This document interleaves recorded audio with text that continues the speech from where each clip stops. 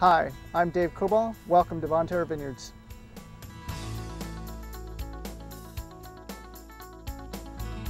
I think Bonterra Vineyards is special because of our farming style. Organic farming is not necessarily just farming a crop, but farming a system.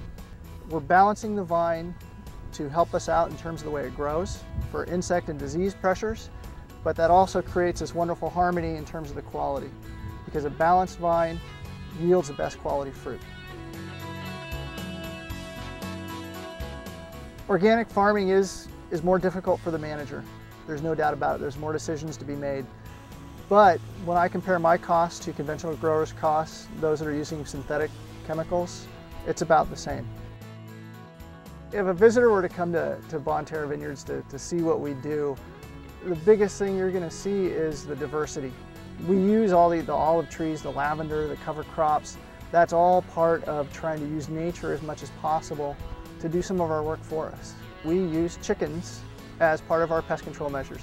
We also incorporate sheep into our farming system. So instead of using a weed eater to buzz the borders, we'll use sheep to do that for us.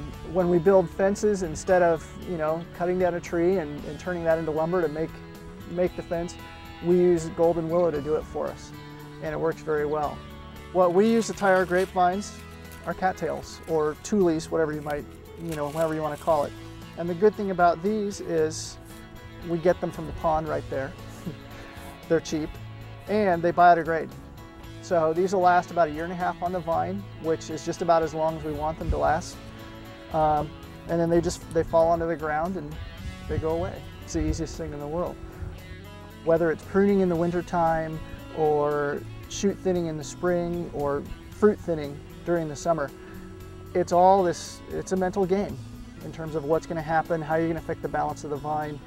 But at the end of the day, I work really hard all year long, and then I see those grapes roll off on the trucks at the end of the year, and then I get to taste the wine. And so everything I do is reflected in the wine, and that's the biggest payback in the world for any kind of job.